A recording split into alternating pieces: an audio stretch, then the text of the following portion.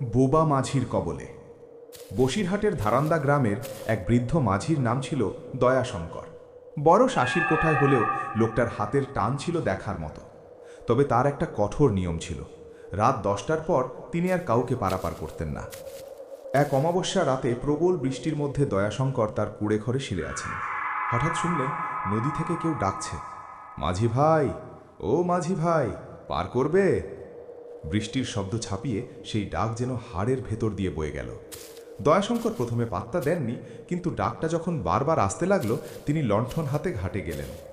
ঘাটে গিয়ে দেখলেন একটা ছোট ডিঙি নৌকা ভাসছে, আর তাতে বসে আছে এক বিশাল দেহী মানুষ।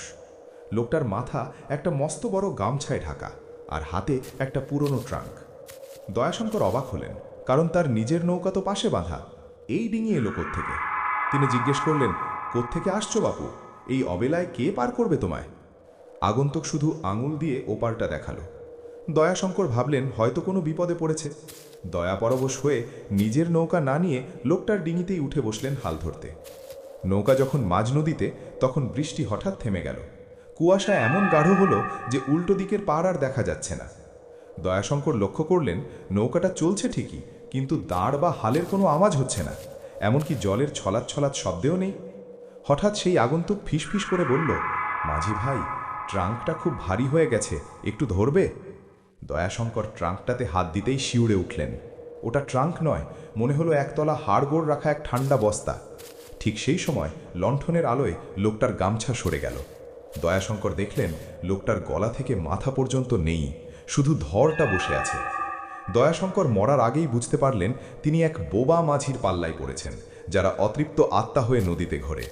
তিনি চিৎকার করে ইষ্টনাম জপ করতে শুরু করলেন এবং প্রাণপণ শক্তিতে নৌকা থেকে জলে ঝাঁপ দিলেন। পরদিন সকালে জেলেরা তাকে অচৈতন্য অবস্থায় চড়ে পড়ে থাকতে দেখে। তার পিঠে ছিল 5 আঙ্গুলের লম্বা নখের দাগ, আর সেই ছোট ডিঙি নৌকা, সেটার কোনো চিহ্ন ছিল না। গ্রামবাসীরা বলে ওই মাঝ নদীতে আজও সেই কবন্ধ যাত্রী কাউকে পার করার জন্য অপেক্ষা করে। বাংলার বুকে এরকমই ছড়িয়ে আছে অসংখ্য ভৌতিক কাহিনী। যদি আপনারা আপনার পরিচিত কোনো জায়গায় ঘটা সত্যি ভৌতিক কাহিনী জানতে চান, কমেন্টে অবশ্যই সেই জায়গার নাম লিখুন। আমরা সেই ঘটনা খুঁজে বার করার চেষ্টা করব। আর এই ঘটনাটি কেমন লাগলো কমেন্টে অবশ্যই জানান।